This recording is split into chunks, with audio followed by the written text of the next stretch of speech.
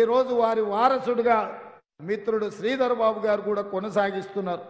అంటే ఈ ప్రాంతంలో పివి నరసింహారావు గారు కావచ్చు, కాక వెంకటస్వామి గారు కావచ్చు, కీర్తిశేషులు శ్రీపాదరావు గారు కావచ్చు, విలువలతో కూడుకున్న రాజకీయం, ప్రజాసేవ చేయాలన్న ఆకుంఠిత దీక్షతోటి ప్రజల మధ్యలోనే వాళ్ళ శేష జీవితం గడిపిన నాయకులు ఇవాళ ఈ ప్రాంతం నుంచి ప్రాతినిధ్యం వహించారు. వాళ్ళే కాదు, ఇవాళ ఎన్నికైన 7 మంది శాసనసభ్యులు కూడా ప్రజలకు సేవ చెయ్యాలన్న చిత్తశుద్ధితోనే ఈరోజు వాళ్ళు కార్యక్రమాలను చేపడుతున్నారు.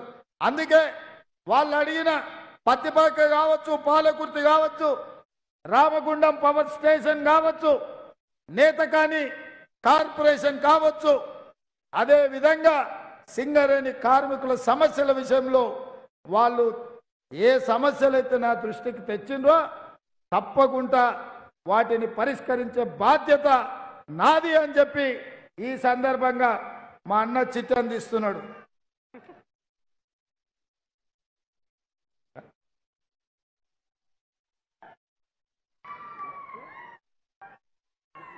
మా ప్రేమ్ సాగర్ రావు గారు కొన్ని విషయాలు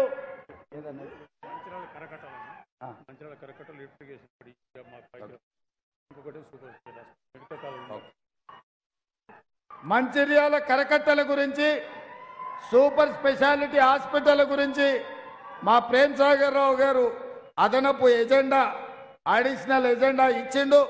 తప్పకుండా వాటిని కూడా పరిశీలించి ఈ ప్రభుత్వం సముచితమైన నిర్ణయం తీసుకొని ఈ ప్రాంతాన్ని అభివృద్ధి చేస్తుందని చెప్పి నేను ఈ సందర్భంగా మీకు అందరికీ తెలియజేస్తున్నా.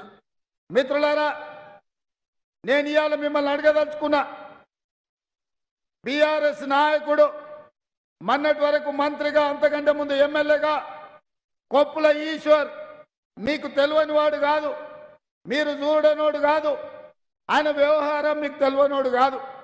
ఆయన ఎట్లుండేనో, ఏమి చేసానో, మొన్నటి జరిగిన శాసనసభ ఎన్నికల్లో లక్ష్మణ్ కుమార్ గెలిచినా కలెక్టర్ కాళ్ళు పట్టుకొని ఎట్లా లక్ష్మణ్ కుమార్ ఓడిపోయిందని ఆయన గెలిచిండని ప్రకటించుకున్నా ఈ ఎన్నికల్లో మీరు బండకేసి కొట్టి ఇవాళ లక్ష్మణ్ కుమార్ని గెలిపించారు. ఏ దిక్కులేని వాళ్ళకు అక్కమొగుడే దిక్కు అని ఎవరో పెద్దలు అన్నారు.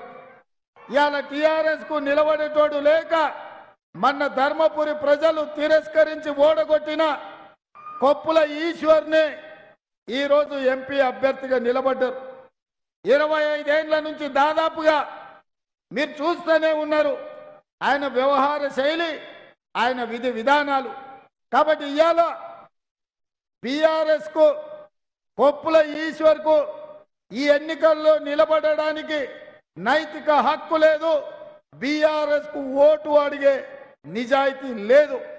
ఎందుకంటే 10 ఏళ్ల అధికారంలో ఉండి ప్రజల్ని మోసం చేసి కాళేశ్వరం బ్యాక్ వాటర్ లో మీ భూములు మునుగుతున్నా, మీ పంట నష్టపోతున్నా, కనీసం కాళేశ్వరం బ్యాక్ వాటర్స్ లో మునిగిపోతున్న రైతుల సమస్యల్ని పట్టించుకోవాలన్న ఆలోచన కూడా చెయ్యలేదు. సింగరేణి బొగ్గు గనులను నరేంద్ర మోడీ ప్రైవేటీకరణ చేసి ఈరోజు సింగరేణి సంస్థని సంపేతమని చూస్తుంటే, ఇక్కడున్న బొగ్గు గనులను ప్రైవేటు టెండర్లు పిలిచి ప్రైవేటీకరణ చేస్తుంటే మౌనంగా ఉన్న ఈ కొప్పుల ఈశ్వర్ గారు ఇవాళ ఏ రకంగా సింగరేణి కార్మికుల దగ్గరికి, పెద్దపల్లి నియోజకవర్గ ప్రజల దగ్గరికి ఓట్లు అడగడానికి వస్తాడని నేను అడుగుతున్నా. అందుకే మిత్రులారా, బీఆర్ఎస్ చచ్చిన పాము కొన ఊపిరితో ఉంది. దాన్ని ఏంటంటే మీరు మన ఎన్నికల్లో తోక మీద, నడుము మీద కొట్టిండ్రు, పడగ మీద కొట్టలేదు. ఈ ఎన్నికల్లో ఒక్క దెబ్బ పడగ మీద కొడితే శాశ్వతంగా ఈ కాలనాగు యొక్క పీడ విరగడవుతుంది.